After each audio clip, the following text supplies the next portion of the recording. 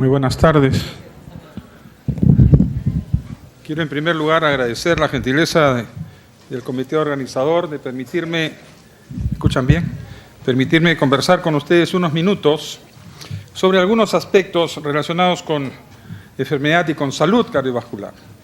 Y hay dos maneras de tener una vida saludable, ¿no? Evitando cosas que nos hacen daño y promoviendo cosas que nos hacen bien.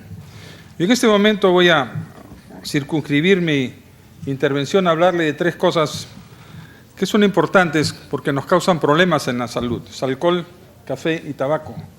Tabaco y ron, como dice la canción. Existen dos estudios importantes en los últimos años, realizados en varios miles de pacientes seguidos por varios años.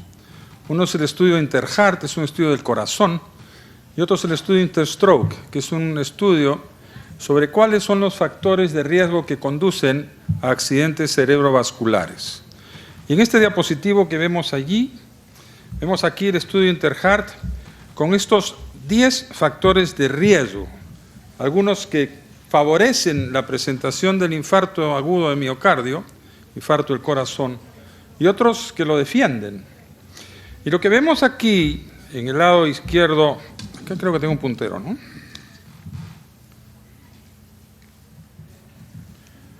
Vemos aquí es que hipertensión arterial, tabaquismo, la relación de cintura-cadera, dieta, actividad física, diabetes, ingesta de alcohol, factores psicosociales y la relación de ApoB sobre ApoA1, que es colesterol LDL sobre HDL, son los 10 factores que explican más del 90% de los casos de infarto de miocardio. Más del 90%. Y como ustedes ven allí, los 10 factores se pueden corregir. Y no se necesita medicina altamente especializada para controlar más del 90% de los infartos agudos de miocardio en diversas partes del mundo. Hipertensión arterial, tabaco, obesidad, dieta aterogénica, actividad física, diabetes, ingesta de alcohol, factores psicosociales. ¿Cuáles son los perjudiciales o cuáles son los que pueden beneficiarnos? Actividad física, dieta, fundamentalmente. ¿Cuáles nos perjudican? El resto.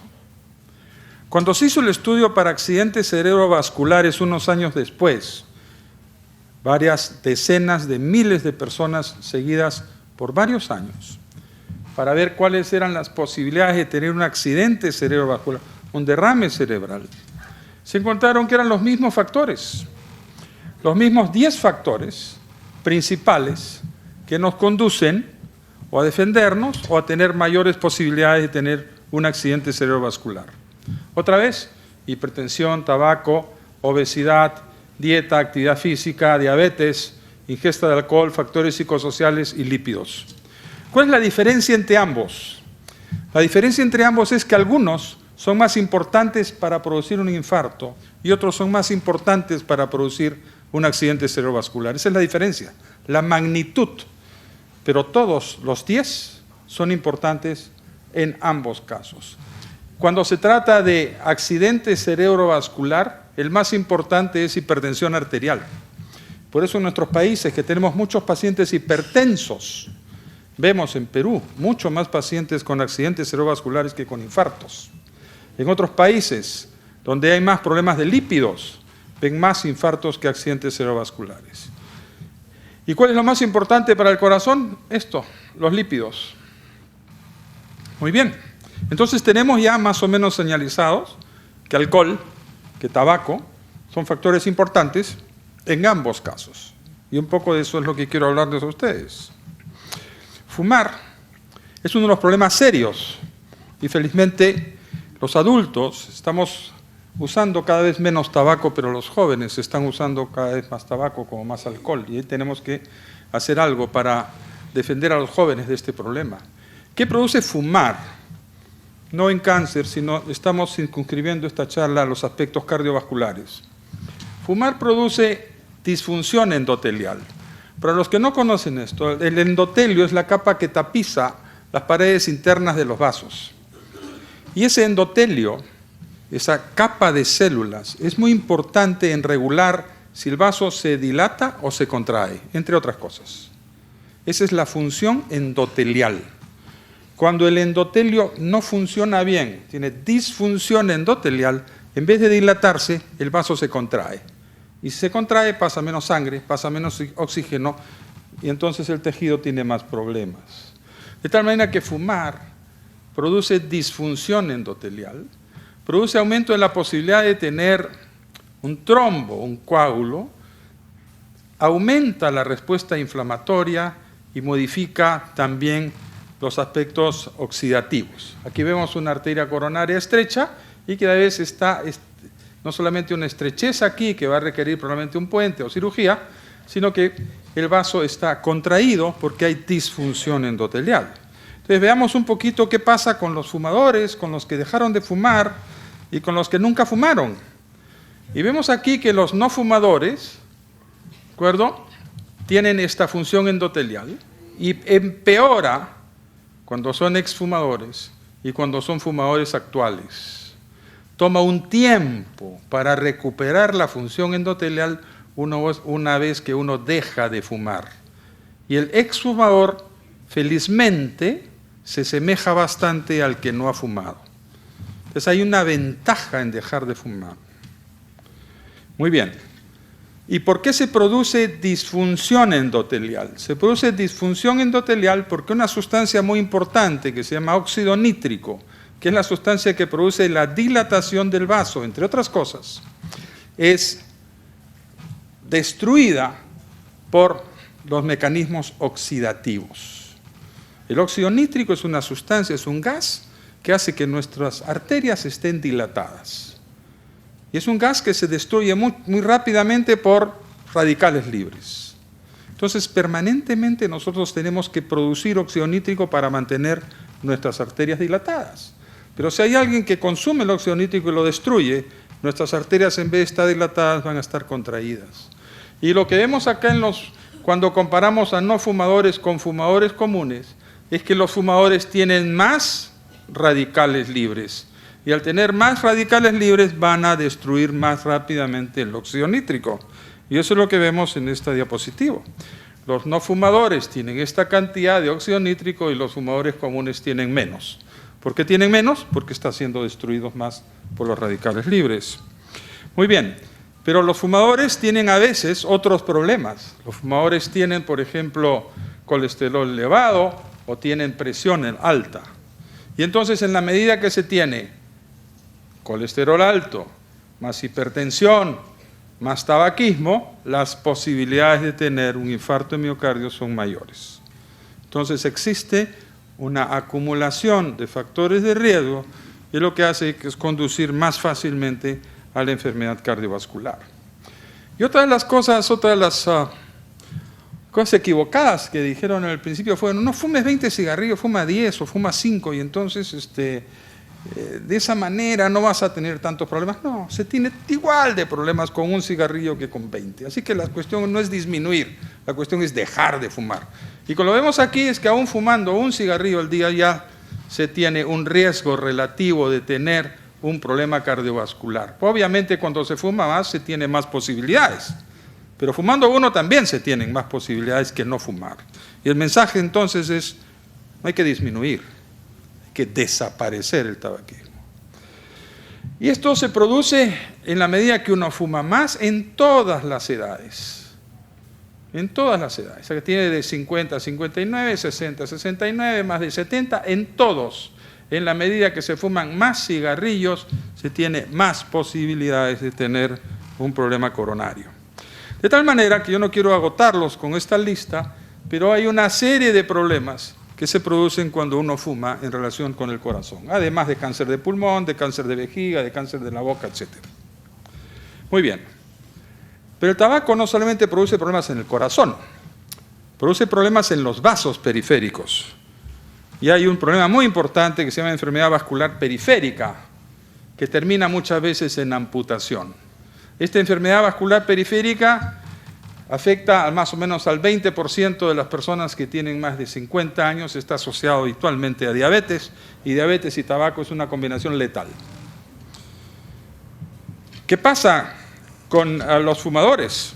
Los fumadores comunes tienen mucho más posibilidades de tener una enfermedad vascular, y de hecho la tienen, que aquellos que no fuman.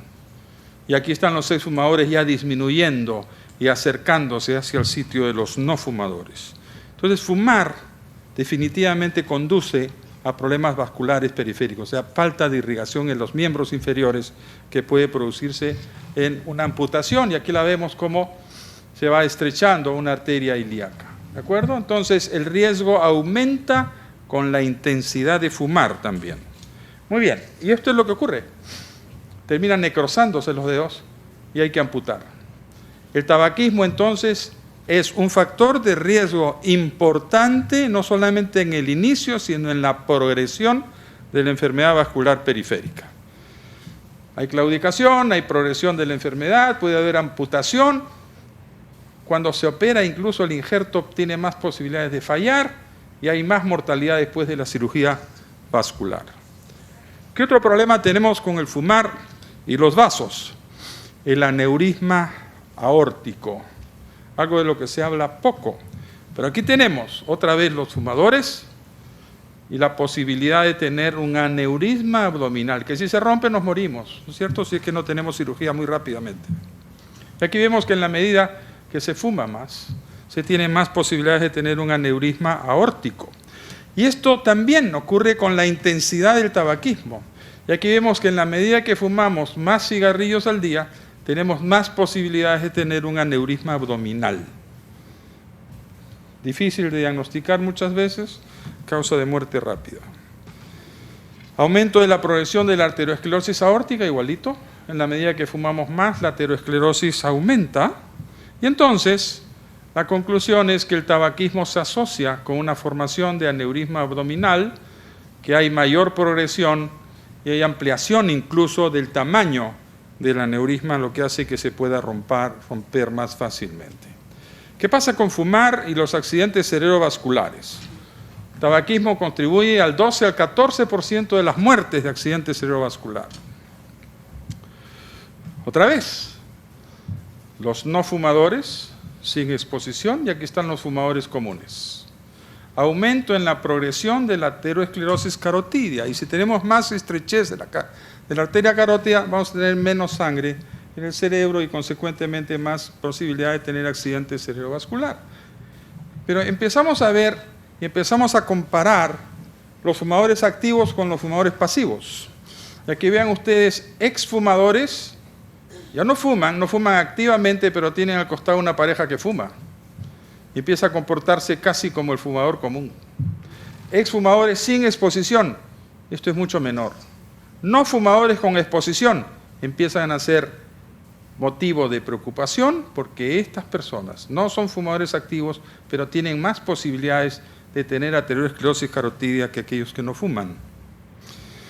¿Y qué tipo de accidente cerebral vamos a tener? Hemorrágico. Y aquí estamos los no fumadores en columnas verdes, los que fuman menos de 15 cigarrillos al día y tienen 1.900 pacientes, y los que fuman más de 15. Y vean ustedes que en la medida que fuman más de 15, tienen más hemorragia subaracnoidea, más hemorragia intracerebral y más hemorragia cerebral total, y esto es muerte.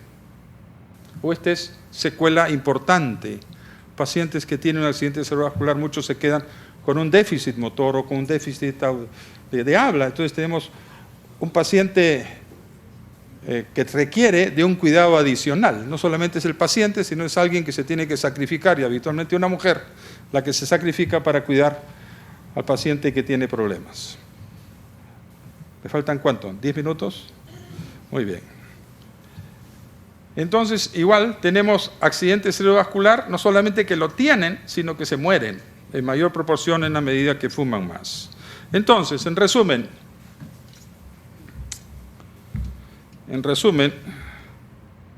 el accidente cerebrovascular hemorrágico es influenciado por el tabaquismo.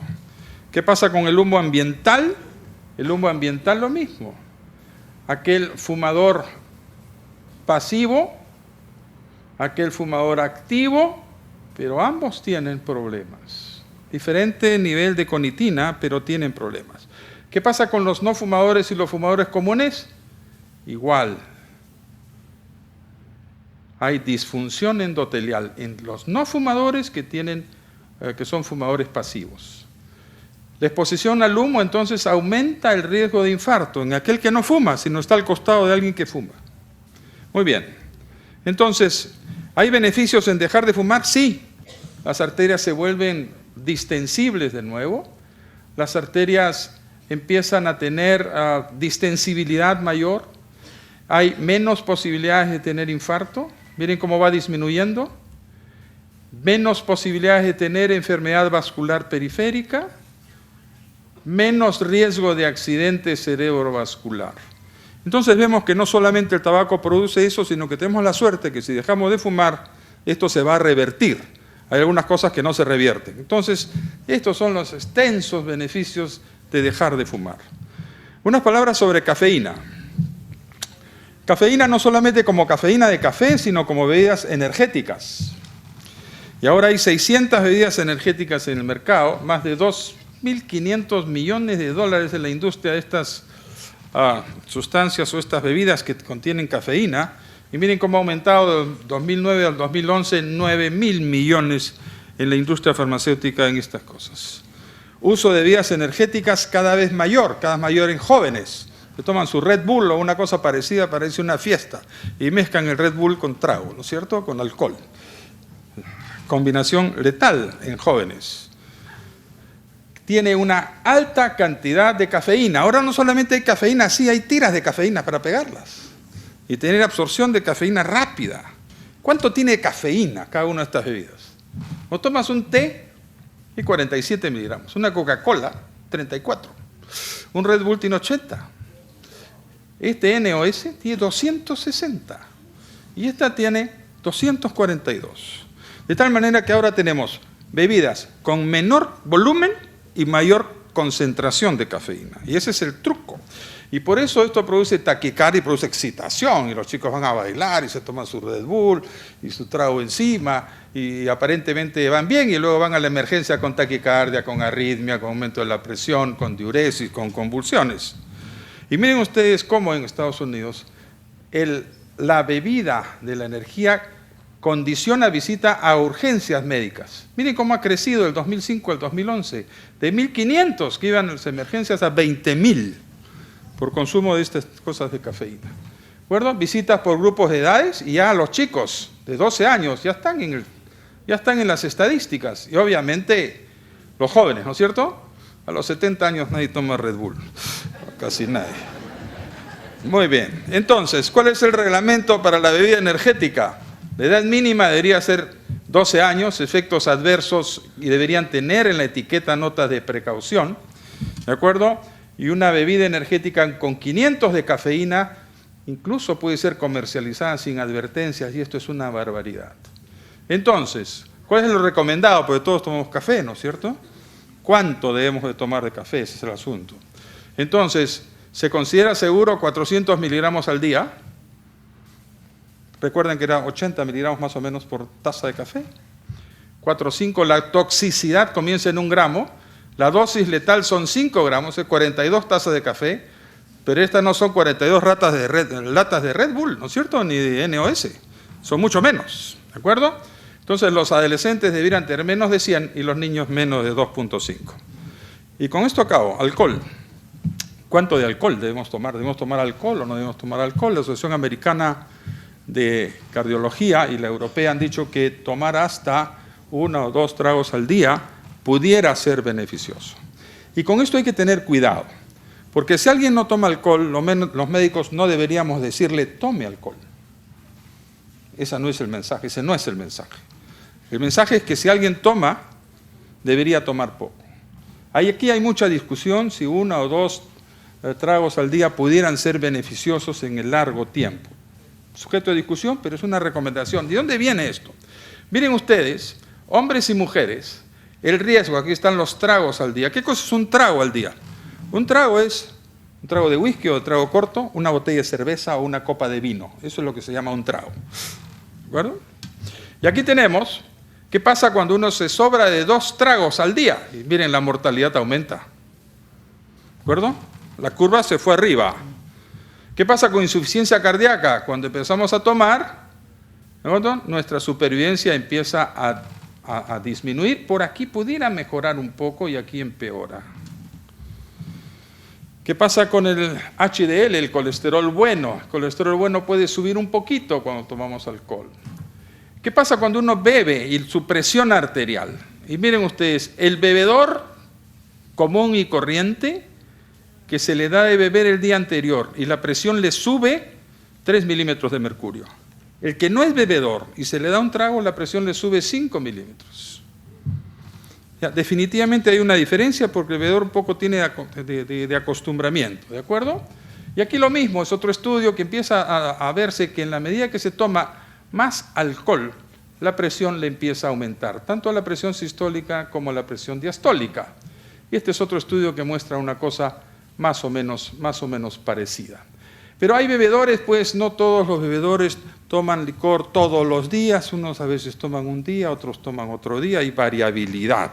Algunos los toman el fin de semana y por si acaso aquellos que aquí puedan pensar de que la recomendación es tomar 1 o 2 tragos al día, porque eso dice la Asociación Americana de Cardiología, lo que no vale es juntarlas todas para el fin de semana.